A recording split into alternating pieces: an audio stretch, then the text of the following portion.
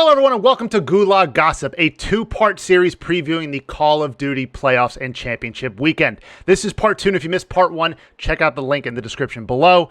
But for part two, we're recapping everything that happened in the first half of playoffs, as well as previewing the upcoming championship weekend. I'm Max Mallow from Double Tap, and today I am joined by Clint Maven Evans. He just won't stop smiling at me. I'm trying not to laugh about it. It's amazing. What's up, dude? I haven't spoken to you in forever. Yeah, it's been a while. We go way back. When we worked together in Manhattan with MLG and stuff back in the day. It's good to see you, Max. Good to see you doing well. But yeah, I'm recovering from all that happened yesterday. It was absolutely insane time. I didn't end up falling asleep till like 2 or 3 a.m. I think I was still like the adrenaline and my heart was racing and pumped up from some of the crazy matches. But yeah, I'm doing well, dude. It's been fun. It's been insane. I think it's been the craziest tournament of Modern Warfare so far in the inaugural season of the CDL. The matches were insane, and usually when we do something like this, we want to, go back and start at the beginning, but I don't think we can because where we left off at the end of the broadcast, again, that adrenaline is still there. We have to start talking about with this Chicago OGLA series. By far, I think my favorite series of the year. I don't know about you.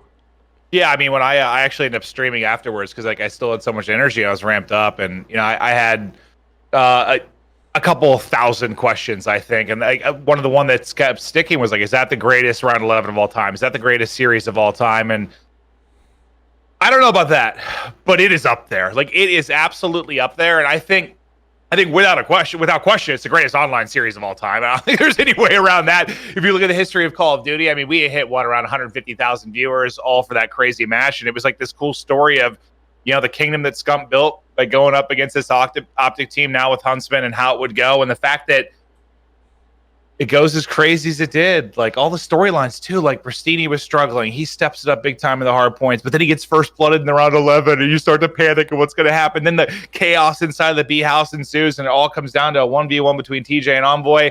I think the only thing I wish was a little bit different that would have made it perfect for me is if it was like more of a 1v1, right? Like, if it kind of dragged out, like that 30-second one-on-one, like tension building, but it was just like everything happened and it was over, but it was crazy, man. It was crazy, and I went back and I watched the round again because there was so much to dissect just from that round 11 in terms of them getting the opening picks on B, a full commit to the site. I mean, you and Joe talked about it. You were like, they could have rotated, they could have left, but also like Slasher. We don't know if it was communicated, but Slasher got killed by Envoy, who was outside.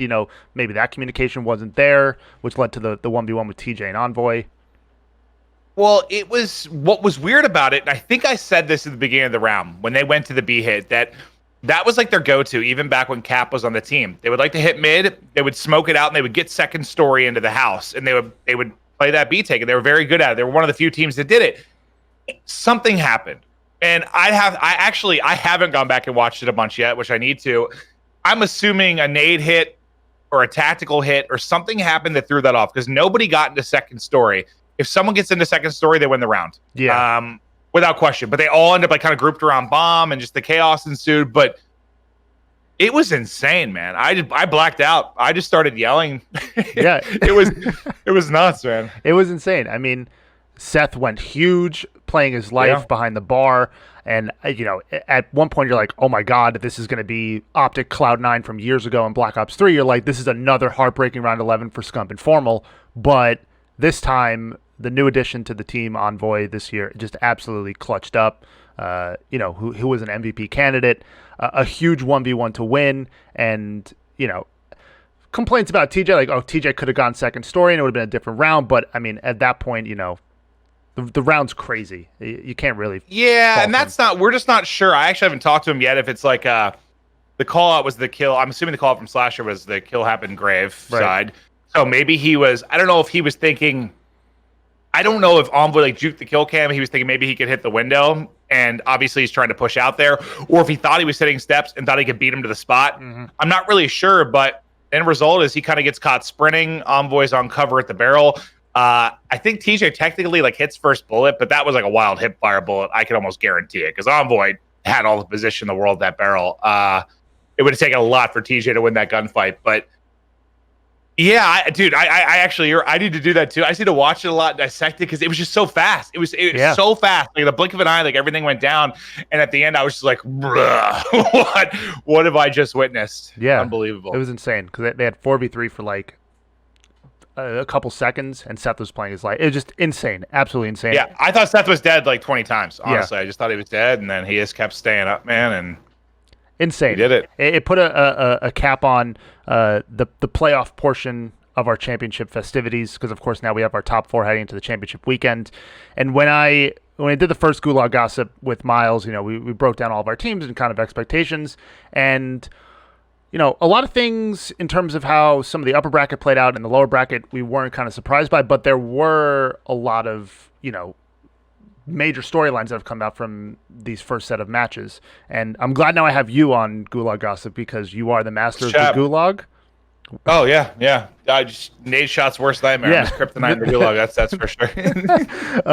And I mean, we can start now. I mean, OG, again, they came up just short, but they put together a really strong loser bracket run, taking out Gorillas into Game 5 with all the difficulties they were having there. Dashy comes in, the bat signal, and then they sweep Minnesota, which is a team we'll talk about, who were, again, one of the darlings of the first half of the season and just fell apart. Dude, I literally almost forgot about that first Optic series with everything that was going on, like with this most recent one. But yeah, to think back to that, I think I tweeted afterwards that was one of the harder series I've ever had to commentate with. Whatever was going on with Kenny, whether he was getting hit or whether he was lagging out, whatever was going on, the fact that was going down, they lost 2 maps as a result. And then Dashy has to come in and play a Game 5, who he's just been playing Warzone, man. Like, he hasn't been scrimming or doing anything. Then he comes in, hits some big snipes. You start off with a TJ ace. Like, that was one of the more insane things that I've ever commentated. Like, this playoffs truly was crazy. And now, am I very happy that it got tightened up and we didn't have a lot of issues for the final 2 days? Absolutely. But as frustrated as I was with what went down in that series, it was kind of awesome. Like, the story of it all with Dashy coming in, his tweet afterwards with Joe Burrow, dude, it was so good. It was the best tweet I saw all year. That was so good. It was amazing. I think Chance, a lot of people said it, but I remember seeing Chance's tweet. It was it was a $100,000 one and done on Piccadilly. And you're like, okay. Anybody else would be like, I don't know what I'll sit bookstore with an M4, guys. I'll be there. Dashy is peeking every angle with a sniper. Just typical Bruce, right? How talented he is. But yeah, then they go through, they 3-0 Minnesota, a darling from the beginning of the season, like I said, and then they 3-0 Florida, right? And looking at that loser bracket run, focusing now on Minnesota and Florida, going with Florida first, a very disappointing playoffs for them. Yeah, absolutely. Basically, you get double bopped out, right? They hadn't been great since their June tear. They had that stretch where they were dominant in June and won back-to-back events. Since then, we know they've lost a lot of series, but it didn't look that bad because their series losses were to, 3 of them were to Empire. They were losing to Empire a lot and getting put in tough spots. It wasn't and I think they lost 1 to London. I don't have it right in front of me, but they lost to good teams. It wasn't like they were getting rolled by squads they shouldn't be. Heck, they beat Optic twice in London. So I still thought they were going to be okay.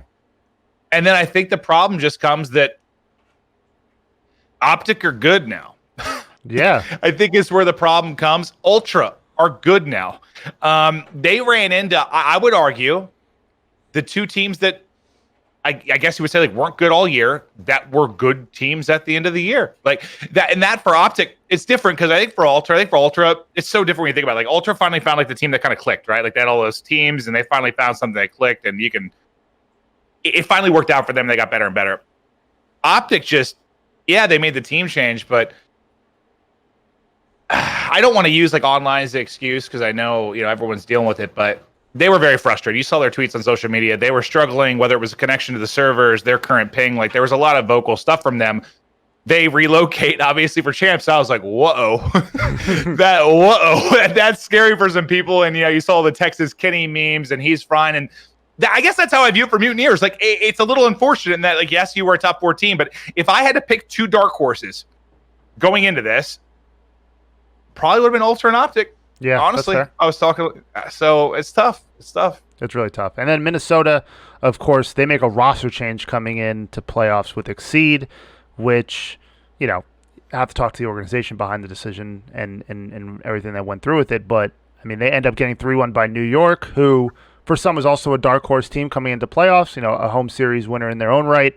And the Optic team again. So, I mean, give me your thoughts on Minnesota's it was a turbulent year for them, honestly. I just don't think they're very good, and I don't mean that as like a knock. Like I think we got kind of hyped up by them early when GodRx was playing at a crazy level, and yes, there was definitely a fall off from Land Online for them, but I think they were a little bit ahead of the curve when it came to like preparation and strategy and stuff like that. I think, and once teams started caught up in that regard, they didn't do much, and I don't mean this to be disrespectful, but I just think there were a lot more talented rosters out there, and I think that's maybe part of it, or just maybe the online got to their head too much. With regards to GodRx,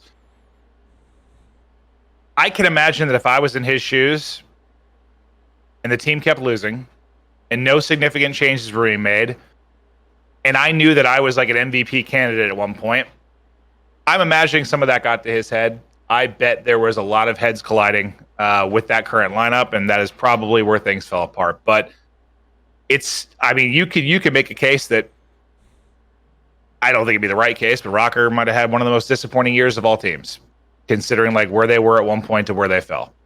Yeah, I mean, it's part of like the E United World War II team, like a team you always wanted to succeed, but they always fell short in some sense. And maybe it's just because Brian Saint's the coach, and again, Brian's a big part of the team's preparation, is a great coach, but yeah. You gotta put all the pieces together and win an event, especially to make your name known in the first season. It's weird though, because like I kept seeing that they were doing well in scrims, and I know scrims aren't everything. I get that, but historically, when you're doing well in scrims before an event, you typically do pretty well. Right. You usually do, and they just didn't. Like I kept seeing tweets before like every event, like our practice was going great, we were feeling really good.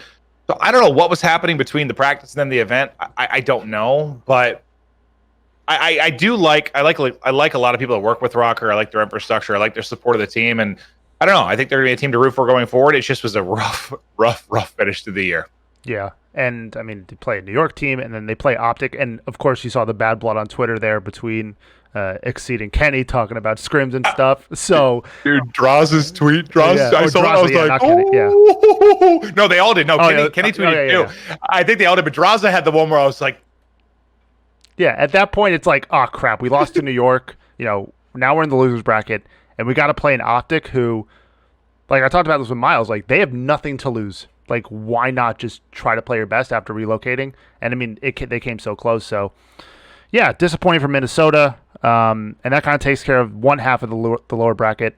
And then on the other half, I mean, Paris and Seattle, man, so much to say about both of these teams, but also not a lot of positive things, unfortunately. Yeah, I mean, Seattle played 30 minutes of champs. Not really a way around that. It was the most disappointing year for Seattle. They're the most disappointing team. When you think about the fact that, I guess I mostly feel, now don't take this as me not feeling for the other guys, because I feel for all of them. I do. I'm friends with all of them. They've all been great players at certain points, but the one that is absolutely without question in superstar, all-star, MVP, top player form is Octane. And I felt from this year. And you can say whatever you want about the graphics with Help Sam and stuff that went on, but the fact was, Sam was clearly one of the better players in the game, and that team stunk. So I did feel for him, and the fact that they were so bad, Karma retired, like maybe the greatest player of all time retires. Like it was just a big dud. And I think it starts at the beginning, and we can talk playoffs, but I think it starts at the beginning in the sense of that was not the team they wanted to have. It was not the team they wanted to have together. You saw Octane's tweets, like he had other stuff in the work, didn't fall apart. It's like they were almost sort of the leftovers, where a lot of teams found success behind young talent. They didn't have any of that, and it felt like it was just sort of thrown together. Unlike like FaZe, who knew exactly what they wanted, and FaZe was the first team formed. They just done it like a week. They were the opposite, and started bad, ended bad. I'm pretty sure they're excited to forget this year and focus on year 2. Yeah, I mean, like you said, they're kind of the leftovers, right? But when you looked at the roster on paper, you were like, oh, like you would not assume that's leftovers. On paper, but like the names, yes, the names, but like where they are at in their current career, like I'm going to say this. You can believe me or not believe it. When Joe and I saw that team, when we were talking in like our town call, Joe and I were like, that team is going to suck. And that's how we felt. Like a lot of people were hyping it up because of the names, but I just knew none of them outside of like Sam and, Slack. Slack can be a very good support player. Obviously, he's one of the more underrated players, but like none of those guys are at the peak of their career. There's just not. And what have we learned over the past couple of years with the likes of your Kennys and Simps and aBeZy? Like these young players are coming in and changing the game, and didn't have that. So I wasn't that surprised, but I get why people were because the names, man, pedigree. Yeah. If you just looked at the names on a list, you're like, that team's gonna smoke people. But no, that didn't happen really at all. Do you think maybe that like pedigree hurt the public opinion of them, like made it worse when they weren't performing? Yeah, 100%. That's part of being one of the greatest of all time. That's something that Karma's had to live with. I mean, Karma is one of the greatest players ever, if not the greatest. When he plays bad, he hears it more than the average player. That's just part of life. I mean, that applies to every sport, every esport. Yeah, it makes it harder.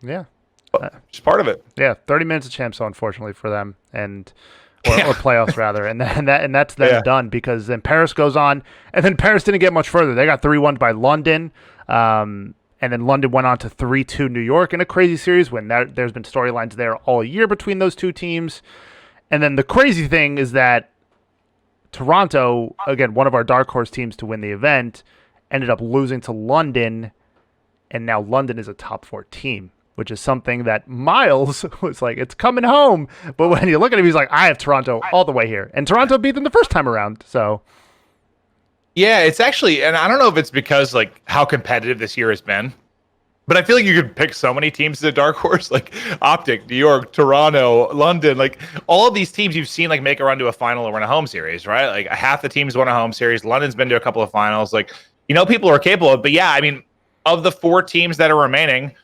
London's the surprising one, right? Somebody was going to be in there due to Mutineers not performing like the top 4 team. Am I surprised it's London? Yeah. Am I shocked? No, I don't think so. I mean, I think we had on one of our podcasts on Hard Points. It was like me, Teep Crowder, and Joe talking through stuff. We're all months back, but it was like midway through the year, and it was before Jerd left, and I was like, I think this team is like a small move away from being a contender at every single event. Like a small improvement in their gameplay or a team change. And I think Zero's really helped provide that for them. And I don't know if they're going to win this whole thing. I don't think so. But the fact that they've made it to this point, considering the year they've had, it's impressive. Yeah, I think something we talked about with Miles was that this was the best 5 you could probably put together for a European team and see what you can do with it, right? And it was struggles early on. But, as Hex has said, if you win champs, it doesn't matter, right? It doesn't matter what happened in their home series or the home series before that. They're $1.5 million richer. And every game that they win, they're becoming more and more richer. So one of the feel-good stories. This one final weekend, well, I guess these 2 weeks, really, you can erase a lot of heartbreak. And I think London already have, because they've had some tough, maybe not as many as Surge. Because when I think of the 2 teams that like had stuff happen and that was really unfortunate in game, like player dropping out or something like that, you really think of like London and Surge, or like something happened, some ruling they're upset about. So London, they redeem it all, man. I'd love to see them make a run and win it all. I don't know. Yeah, I mean, imagine another year. I mean, a European team in a champs final is not something we're new to. So it's possible. Black Ops 3. Yeah. It's not something we're new to. So I mean, so like I said, we have Chicago and London now coming from the lower bracket. And then we can kind of quickly just run over the winners bracket. New York 3-1 Minnesota, Toronto 3-1 London. Chicago beats New York in a Game 5, another intense series there. Obviously, Chicago was the team that New York beat to win their own home series. Toronto versus Florida, that one went 3-1 in favor of the Ultra. And then both winners round 3 matches delivered on crazy levels. Both went to Game 5s. Atlanta-Chicago was a classic. That Ramaza S&D was fantastic. And then Dallas-Toronto, also Dallas coming out on top there, 3-2. So let's go with Atlanta first, our number 1 seed for the playoffs. What did you make in their series against Chicago? Because the first time, you guys said it multiple times on the broadcast, that was a dud of a series for them when they first faced Chicago. Yeah, no, the first one was horrible. I was pissed afterwards because you get so excited for it, and then you get a dud. It's like, But now Joe and I were very blessed with matches this week. It has been nuts. But I actually worried early in the series. I think it was like after map 1, maybe. I got a little bit worried for Huntsmen. Because FaZe, we've been very critical of a lot this year, that it just seems like they're not playing the game the right way sometimes. They get by on their talent, and we weren't sure if that was just Priestahh's struggles for a long stretch there, or if they just didn't play the game right. Like, they just got a little wild sometimes because they're so reliant on like breaking hard points and not getting set up. And we talked about it all year, but they had some really, really clean moments and some really good rotations. I'm like, whoa, they're playing well. And now Priestahh in that new kind of role with the AR, they were looking so strong. I was really worried for Huntsmen. I did not, dude, after map 1, I was like, I'm not sure this series is going very long. But Huntsmen, man, they've had some grit over the course of all of these series. Think of what is it? It's been game 5 for like everything. Game 5 versus Subliners, game 5 versus FaZe, game 5 versus Optic. Like, they are getting reps in, I'll tell you that. But FaZe, they were my favorite to win it before this started. Hasn't changed. They're still my favorite to win it all. Like, they're the most talented team. If they play at their best, I don't know if many would agree with this, but I think, and this is a weird thing to say because you can't like emulate this, but if every team played their most lights out Call of Duty, like their most lights out from like every player's at their best, every decision's on point, I think FaZe smokes everybody. I do. I just think they're the best team. Yeah. In terms of like getting your kills, rotating correctly at the right times, going to the right spots, hitting the right power positions. Yeah, I mean, there's no doubting that team is arguably like the most talented in the league when it comes to just individual like. If they're at their best, no one's beating them. Just if are they going to be at their best is the question. Right. I don't know. And I talked about this with Miles too, because when I said to him that if there was going to be any criticism of this team when it was formed, it was like, who's going to be the leader of this team? Who's going to rally the troops when things start to get down, right? And when you're winning game 5s like that, it's like, okay, maybe it's like kind of putting a Band-Aid on. It's like, okay, we didn't really need to do that. Or it was just like our skill finally shone through and we did what we had to do. Yeah, I think Simp in an interview kind of nailed it when he said, it depends on the players and team, obviously, but he sort of said, leadership's overrated. Like, give me 5 guys that are hungry to win, we'll be all right, type thing. I don't remember the exact wording. I probably misquoted the hell out of that, but it was along those lines. Like, you don't need like one true leader. If everybody's hungry to get the job done, you'll make it work. And sort of feels like that's the case here. Like, just 5 young, super talented, hungry players that want championships, and so far they're making it work. Yeah, as long as the guy next to you wants it just as much as you do, if not more, I think you got some good teammates around you. There is like one thing that scares me about this, though. I guess while we're talking about FaZe, we might as well like touch on it. But I think they've sort of been like, I don't know, like if you want to use LeBron or something as a comparison, like they've been getting to finals a lot. They haven't been winning them. Like they won those 2, and then they've lost 3 finals in a row. I think like 3 home series finals. And I think if it was any other team in the winners bracket final with them, I wouldn't worry too much. But since it's Empire's like the opposite. Empire getting to finals and winning. Yeah. So I don't know how much that'll play into it, but FaZe have had a little trouble closing. I mean, it's only really not. They've been super consistent. They made every semifinal, but they haven't been great at closing out tournaments. Will that hurt them here? We'll see. We will. And then we go into now the other round 3 match, Dallas versus Toronto, a game 5 there as well. And Dallas is actually my pick to win it all. I think Dallas is going to win champs, and that obviously I think it's gonna be different this year because we have a best of 9 final, so it'll be a bit different for old school Call of Duty fans, but also new ones coming in. They get to experience something new where the winner bracket team has a 1 map advantage, and the Empire for me, just all the things we talk about with FaZe being like they're so good at the game and they just want to win the best. Like, as strong as that is, there's just Crim and Clay are just the 2 of the most determined and motivated players in Call of Duty history. Yeah, I actually agree with you, and I like FaZe is my pick to win it all, but I actually just recorded. I don't even care if this is coming out first. I don't care. I recorded a contest in the point episode, and I had to argue Empire. We're gonna win it all, and even though like my gut kind of tells me FaZe, I was fine to argue Empire because I do believe in a lot of that stuff you're saying, like that. When it gets to the final one, I don't care if it's online, playing in your bedroom, having people like Clay and Crim is invaluable. And I know Simp and aBeZy have won a champs. It's not the same. It's not the same level of experience as Clay and Crim. It's not. Just simply not. And the fact that they have been closers, They've won all these home series finals when they've gotten to them. The only one they lost was like London, like the first home series to Huntsmen, I think, like way back in the day. So they have been closers where FaZe has not. And I find myself kind of agreeing with you. I can see Empire doing it for sure. Yeah, I'm really excited, especially considering the fact that now, I mean, first of all, congratulations to Shotzzy for being the season MVP for someone who come over from a new title and has a chance to be a world champion in 2 FPSs, which is insane. I don't think we have a Halo world champion and a Call of Duty world champion. Like, I mean, we have Halo champions and Call of Duty champions combined, but in terms of a world championship. Well, because there's only been like what? How many world champions were there? 2? 1 for Halo? Yeah, the CLG team, the CLG Optic team, and then Tox, yeah. Yes, that was after Formal left. And so yeah, Splice, it's like kind of impossible.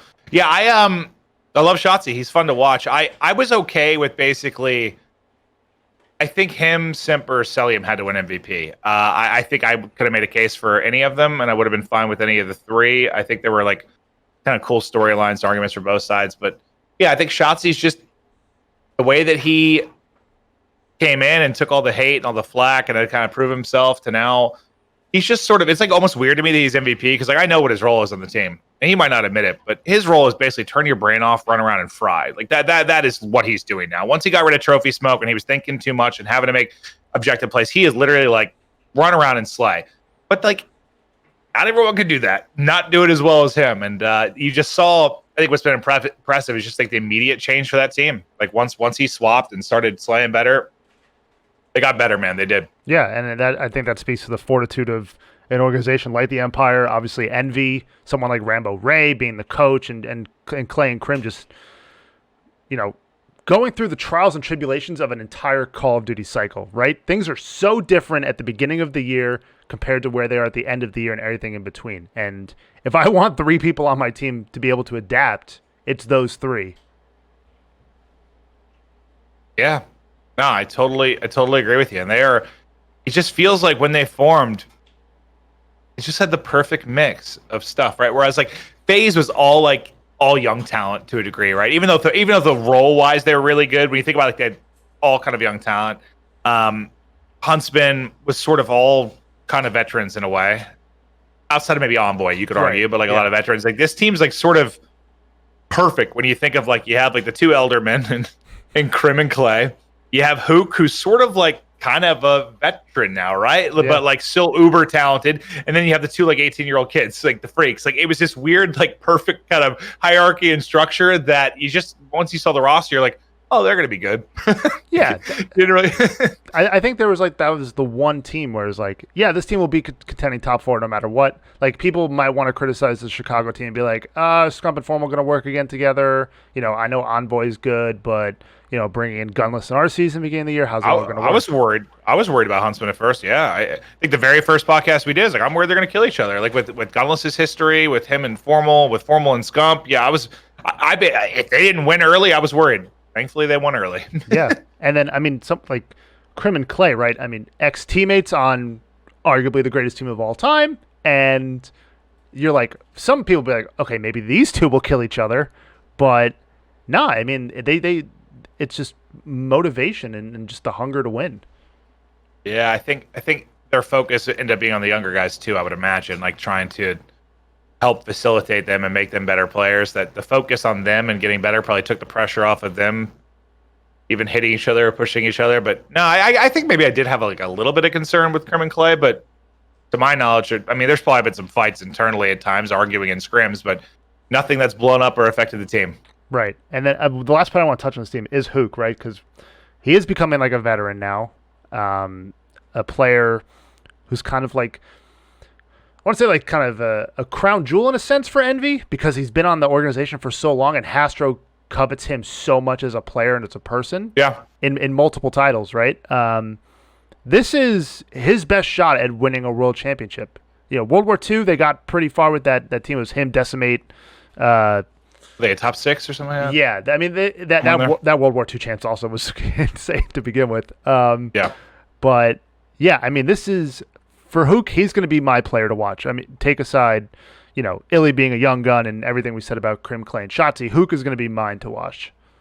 Yeah, it's actually I've almost like felt for Huke in a way, and maybe knowing how he is and his personality, hell, he's probably liked it. But the pressure sort of come off of him with all the eyes on the new guys, iLLeY and Shotzzy, and having two of the bigger faces in Call of Duty history and Crim and Clay. Like Huke's like just secretly become this like underappreciated player in the shadows, kind of.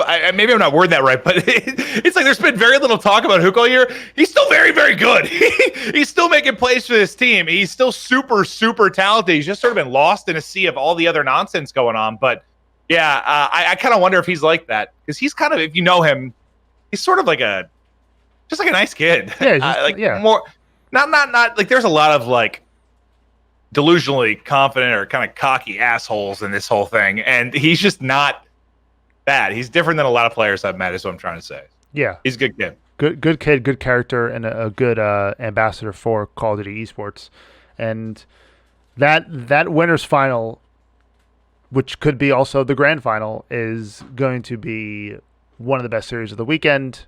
I hope. Hope so. Yeah, I hope so. I'm gonna say that right now. Please. Yeah. Please. I hope so. But I mean, looking at that now, I mean, we've kind of previewed both those teams as much as we can and how we think that series is going to go. But FaZe owned that like 5-1, by the way. Yeah, it's not been close this year, and that's the whole year. A lot of them are a long time ago, but FaZe have owned the hell out of it all year. Yeah, so we'll see how that goes. But the Chicago-London one is very interesting because now you have a couple days off, for a London team who was riding a lot of momentum, and a Chicago team that's coming off a like heart-stopping series. So give me both your thoughts on these teams coming in for this. Well, real quick though, I saw some people, like fans that have watched for a long time, maybe of like the older format, they're like complaining about the week delay, which I actually like, just because more time to hype it up, more time for content like we're doing right now, more time for teams to do content, CDL to do content, whatever. But I actually think if Huntsmen would have had to play today,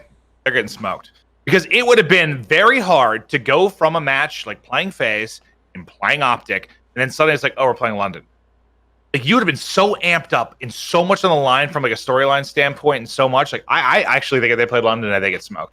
That's just my feeling. But now, since you have a week off, it's a very different story, and I think it's hard not to take Huntsmen in this. Obviously, they've been the better team the entire year. But I think the reason that teams like Ravens and Subliners were dark horses throughout the course of the year is because the talent is there. Like, they are wildly talented players. I actually think, and this is a really dumbed down way to simplify it, but they both have two pretty big X factors in the sense of Seany and Prestinni. And they are such wildly swinging X factors that I saw a comment on Reddit last night that actually I was like, yeah, it's kind of like that. They're like, Prestinni, when he is playing well, it feels like a 6v5. When he's playing poorly, it's like a 4v5. Like, he's like that much of an X factor. And both those guys kind of have that. So it might be as simple as which one of them shows up. We'll see. Yeah, Mr. Construction versus a world champion, the reigning one of the reigning world champions. And someone like Preston, who one of the greatest dudes in the scene, just an overall nice guy, wins a home series against his brother, one of the most emotional moments of the year. I was struggling not to cry. Yeah, it was really tough. And then, of course, now he's teaming with him again, and he's teaming, he goes from Clay and Simp and aBeZy and his brother to now Scump, Formal, and Envoy, right? It's, I don't want to say it's like an upgrade, but it's like his career has progressed based on his skill, right? He deserves to be in the spot where he is. My worry with him, and if I'm a Chicago fan as well, is that he gets too down on himself. He's a very emotional player. And a rough start to a hard point in an S&D, which very well, it could be 2-0 super quickly either way, would scare me if I'm a Chicago fan. Well, that's why I thought it was so big that he had a big map 1 against Optic. I think if he had a bad game against Optic map 1, I'm not sure how that series goes, but I'm really not. He has always been, I guess emotional would be the right way to put it. It's just, guy plays with his heart on his sleeve, and that can be, it's a reason to call it an X factor. That can be really good or really bad. It's just all over the place for him. I just have found myself rooting for him because, like you said, he is a great guy. He's a fun player to watch. I just wish I could go into his brain sometimes and just dude, slow down. You're good. Take a breath. Like, you're gonna be all right. Yeah. But yeah, I just don't. Whatever you can do if you are Huntsman to just make sure he is in the right place before that match, before that weekend, get him there. And I know that's not an easy thing to do, but just think about the year it's been for him. Like, not only, dude, just thinking back to the beginning, like you said, like all the rosters he jumped around, but the fact that all the circumstances of him like stepping down and stuff, it's been a weird year for him. It'd be crazy if he could cap it off with a win. It would be. And then for London, Miles said as well in part one, and I agreed with him, Europe always plays with a chip on their shoulder no matter what the circumstance in Call of Duty. You know, the gap closed a lot over the past couple of years, but Europe always has something to prove, I feel, when it comes to Call of Duty. See, I feel like that's all dead now. You do? Okay. From the sense that when it was, all right, let's go back to like the CWL days and like ESL and stuff. When it was like region locked, and you had like North America, EU, they're basically, in a way, I know they're not all North American teams, like they're here playing in North America. They're scrimming against North Americans constantly. I feel like the lines have been blurred a little bit. Like I almost view it more as, I don't know, this is sort of like, it's a North American-based league at least, even though you have teams representing different countries. But like it's almost like the top talent from other countries, you're going to end up in North America to practice anyway. Sort of like it's the NBA or something. I don't know, like China's best or whatever, Germany's best, so you're gonna end up in North America. And like I just feel like it's blurred a little bit in the sense of, yeah, there's like that chip there, but I guess it's just changed for me since it sort of all went together, if that makes sense. That's fair. When they were the separate leagues, like there was just something more, but yeah, I think go ahead. And well, I don't know how they're feeling. They might very well have that chip. I just know for me as like a commentator, it's not, it's different now. It is. No, it is. But in that sense, in terms of like, not like playing field, right? The playing field is level in terms of all the practice they get, and yeah. Whereas it wasn't before. Like they would complain, like if it was a top Spanish team, like Heretics or something in the past, they would say like, oh, we don't have the same level of competition to practice against. But now with like the franchise, like everybody here in the States, like everyone's scrimming each other. Like the playing field is evened out for sure. So it's like a little bit different. But I still think. There is, yeah, you're right. There's got to be that chip to some degree, just due to all the trash talk. Dude, even like carries over into Warzone sometimes, dude. I know it's different, but dude, the EU fans in Warzone are spicy, bro. Like they get fired up when it's like Vic and them going up against like Symphony and Huskers. I'm like, these fans are gonna kill each other. Like, what's going on? It's like there's definitely still in Call of Duty a North American versus Europe thing for sure. Yeah, plus since they're the only pure European team in the league, it's just all of them, Skrapz and Wuskin together. I think we agree on that part of it. The playing field level now, of course, too. But that's going to be a tough series because for both of those teams, it's like, all right, like let's settle this, but you still have a lot to look at going forward with Dallas and FaZe on the horizon. So it's going to be a very interesting losers final. Yeah, I hope it's not like a. I guess I hope it's not like a trap game for Huntsmen. Yeah, lose semi. I hope it's not like a trap game for Huntsmen. And you would think it wouldn't be. It's champs, right? But it's got to be tough going from FaZe Optic, and then you're looking forward to FaZe Empire, and then it's like London. And it's not to knock London. It's just it's not the same level of matchup. And can they get to that same place to play against them? And I would hope champs time they can, but we'll see. Yeah, and then you're going... Are you going FaZe in the winners final first as well, or do you think Dallas maybe gets the better of them there, and then there's some kind of revenge? Listen, I feel weird because I argued Empire and contesting the point, but I do think FaZe is going to win it though. I do. So I think FaZe is going to beat Empire. I think Huntsmen are going to be Ravens. It's going to be Huntsmen, Empire, and the losers, and then from there, I don't think it matters. I think FaZe is winning it all, but for Empire, Huntsmen. That's going to be a real spicy one, too, because we've talked about, like, Optic versus Huntsman, but there's a lot with Empire Huntsman, too, with Crim and Seth and all that stuff there. So that's how I guess I hope it goes. It ends up FaZe waiting for the winner of Empire Huntsman. That would be a blast. Yeah, it would just add to the storylines that we've had in playoffs, which is, I think it's like, okay, Optic versus FaZe, Optic versus Envy way back in the day. Those were our two big, matches, or Optic versus Aches. Now in playoffs, I can name you 15 to 20 different storylines that have formed from the CDL, which is crazy to think about. And it's just a testament to the players and the franchises and the league itself, to what's been built over the course of the last month, the last couple of months. And that's why I'm really excited, because I think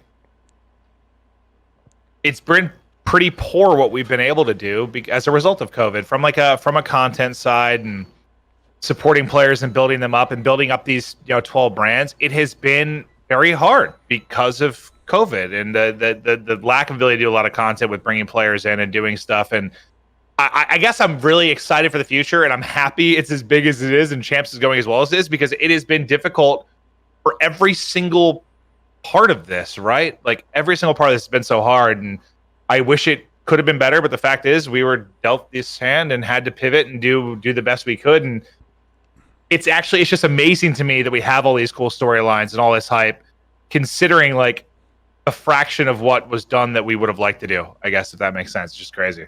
Yeah, I told Miles, instead of dumping syrup on your head, we could have gotten a syrup dunk tank at the Ultra Home Series. Great. That would have been awesome. That would have been awesome. Or some log cutting at the Huntsmen Home Series. What do you do there? I don't know. I'd probably lose a finger, to be honest with you. Same.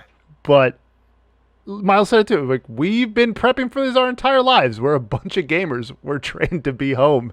So yeah, for a lot of people, it's like esports has been a safe space and a great reminder of like how tight knit the community is, and how well the Call of Duty community can come together during a global pandemic like this. And every year around this time, no matter what, always excited for playoffs and champs. Yeah, no, I feel blessed, man. Like, I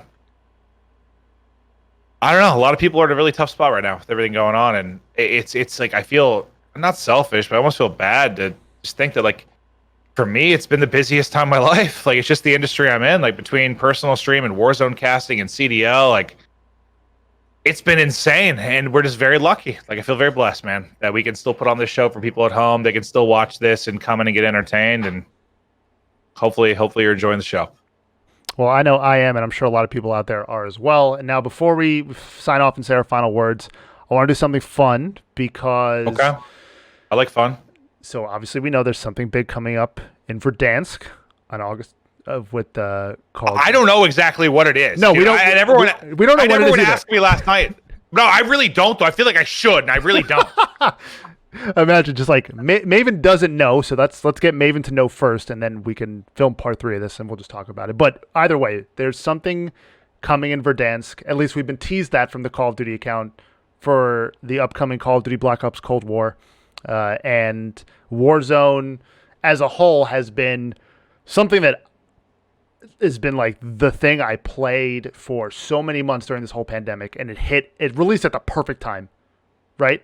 Dude, we were like, it was actually insane. Like, it comes out and then suddenly everyone's at home. Like, we were laughing at the beginning of it. Like, that timing worked out. Like it's just suddenly 20 million people playing, 30 million, 40 million, 50, 70. I'm like, I mean, Warzone's awesome, but yeah, it's just been this year's been crazy. It just helps that everyone's at home playing games. Yeah, and then I mean, you, like I said, bane of Nadeshot's existence in Verdansk. He stinks. You got the Break Time Boys.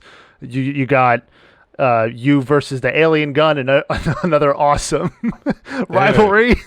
There's so many things. But me versus, am I going to get aim assist, or am I going to smash my monitor? That's one too. You versus Copper. So many things. Yeah. I'm really battling the elements, man, to try and get Warzone wins. It's crazy. Yeah, and of course we had Warzone weekends as well, which is a great way to bridge the competitive community and the battle royale, right? But if you had to build a Warzone dream team of CDL pros, who would you pick? Okay, I can do this actually. Okay.